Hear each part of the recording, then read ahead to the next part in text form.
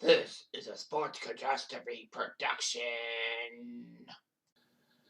Hey there, hi there, ho there. It's Jeff Cutter Diamond. Welcome you to another Sports Catastrophe on this day. And on this day, October the 2nd, in 1978. Now, I know I have a lot of baseball stuff to do with playoffs and all that, but this kind of was a playoff. As you can see by the picture, it's Yankees Bo Sox. 1978. You can probably guess it's Bucky Dent's home run. Now, for context, I gotta say this. It was weird to see Yankees and Red Sox face each other off in a one-game playoff for the AL East crown. As people should know, Boston had a 13-plus game lead on the New York Yankees. No, 14 it was, pardon. Had a 14-game lead in July. The Yankees came to Boston for a 4-game series and beat them badly. It was terrible. They called it the Boston Massacre. Boston was limping to the finish and all that. In fact, the Yankees overtook Boston for the AL East lead. People forget about that. And Boston had to rally to crush New York's dreams. The Yankees somehow shockingly lost a couple of games in their final homestand. And Boston swept the hapless Toronto Blue Jays. Well, Toronto really was bad at that time. So anyhow, Boston somehow managed to tie the New York Yankees. So it would be down to a one-game playoff at Fenway Park. So Boston kind of had the advantage. They had their own ballpark to deal with. So it was a huge game and all of that.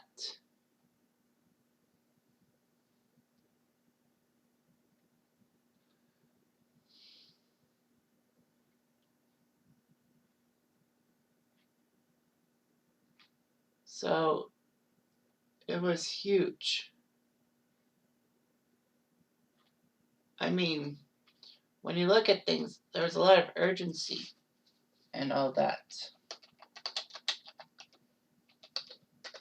So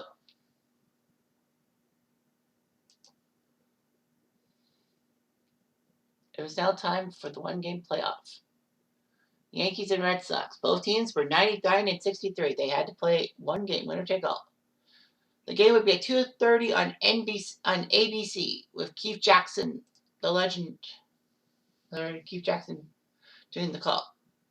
So the lineups were like the starting lineups were the Yankees using Mickey Rivers in center, Furman Munson at catcher, Lou Piniella in right field, Reggie Jackson DHing, Greg Nettles at third, Chris Chambliss at first, Roy White in left field, Brian Doyle at second base because of Willie Randolph's injury, and Bucky Dent will be batting ninth in the shortstop. With Ron Guidry, Louisiana Lightning, on the mound. The Yankees kind of had an advantage because Ron Guidry was an icon. The guy freaking had a 25-win season.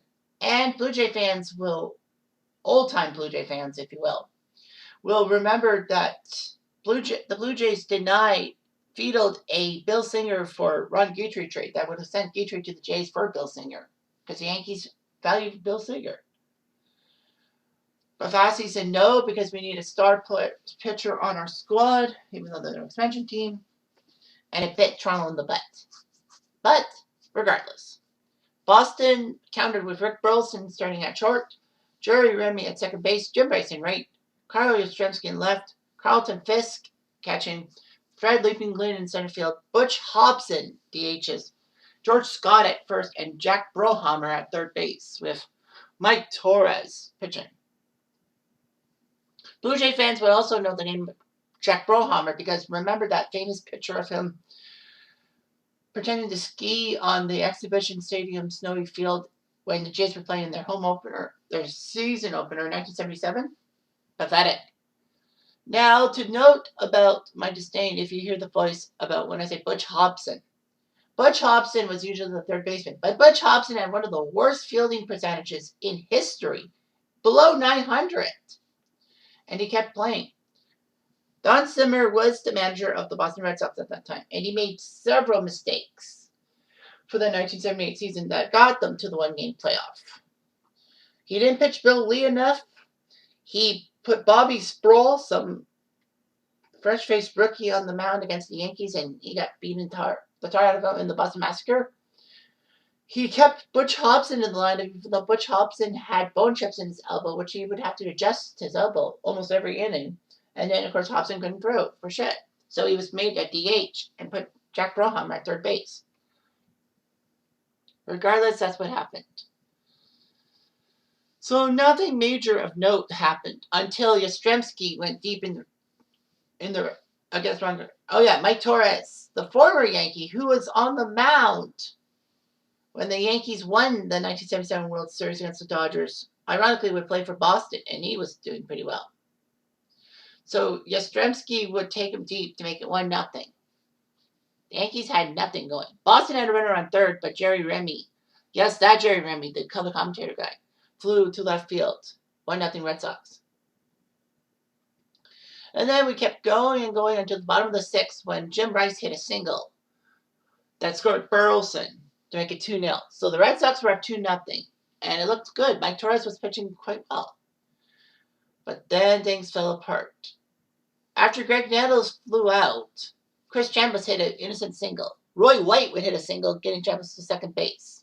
Jim Spencer would come into the game to pinch hit for Brian Doyle and flew to left. 2 down, Bucky Dent, who is not much of a power hitter, is coming to the plate. Torres might have saved his butt. But then Bucky Dent fouls the ball off his foot. Okay, fair enough. But then one of his teammates gives him a bat. I don't know who it was. I would say Paul Blair, but I'm probably wrong. But he gets a bat from someone else, and of course he has to get the spray on from the trainer, Gene Monahan. I think that was his name. So anyway, he gets a different bat, and he takes the next pitch to left field, looking for the Green Monster. Yastrzemski watches it. It's over the fence, over the screen, home run. And the Yankees, for some reason, have just taken the lead 3-2. It was shocking. I mean, Bucky Dent, of all people. After Mickey Rivers, a walk to Mickey Rivers, Bob Stanley would come in for Boston to replace Mike Torres. Munson would actually hit an RBI double to score Rivers to make it 4-2. So the Yankees scored a fourth run in that inning. Fred Stanley would play second base. Guitry would come out in the bottom of the seventh, which was weird, but they decided to go with Goose Gossage. And Bob Bailey would come in, former Expo, would play third base for Brohammer. Well, actually, he would pinch hit for Brohammer, but he struck out. So Frank Duffy came into the game to play third base in the eighth inning. Reggie Jackson would then face Bob Stanley and hit a deep drive to center field that was huge. Now, of course, everyone said the game ended with the Bucky Dent home run. Nope. Reggie Jackson hit a home run to make it 5-2. And the Red Sox decided to use Andy Hasler to pitch. However, the game was over at 5-2. Yastrzemski hit an RBI single to score Jerry Remy, and Fred Lynn got an RBI single himself to make it 5-4. Sadly, though, Hobson and Scott would make out, and the Yankees still had 5-4 lead. Paul Blair would come into the game in the top of the ninth to pinch hit for Mickey Rivers. Dick Drago was made to come into the game to get Vernon Munson out, which he did. So Gary Thomason would go to left field for Roy White, which was weird. And Paul Blair would stay in center field. Dwight Evans came into the game to pinch hit, and he had a fly ball that was caught by Thomason. Burleson walked, and then Jerry Remy hits this weird pitch that in the sun, Lou Piniella in right field makes a bad beat on it. However, he manages to cut it down to a single. Because if it had flown over Piniella's head, that would have been trouble, and you got a runner probably on third base. So, unfortunately, that happened. So, Remy flew out. It would be Remy and Burleson on base. Jim Rice would fly out, but Burleson would move to third. Unfortunately, that means that the Red Sox, to tie the game, would need a hit, because with 2 outs, obviously a sac fly doesn't. But Yastrzemski hit a bad pop fly.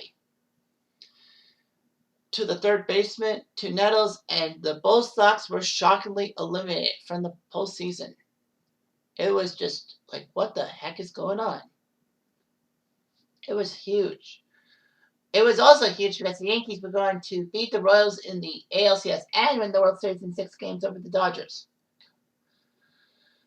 Coming through. And yes, this whole Brian Doyle thing, man, with Randolph hurt, he played lights out and he almost won the World Series MVP. But no, it wasn't Brian Doyle. I don't know who it was. I can't remember who it was. I would say Bucky Dent, but that can't be right. Yeah, Bucky Dent's home run was just huge. It was in the laurels of the Yankees Red Sox dynasty. And Boston just didn't have it. It would take 8 years for Boston to recover, in a sense. The Yankees would actually trail off a little bit after 1978, but not too much, though. But yeah, Bucky freaking Dent, of all people. What a weird person to have a game-winning home run. Well, actually, it wasn't a game-winning home run, but to have his name attached to a famous home run in history. It's like Travis Ishikawa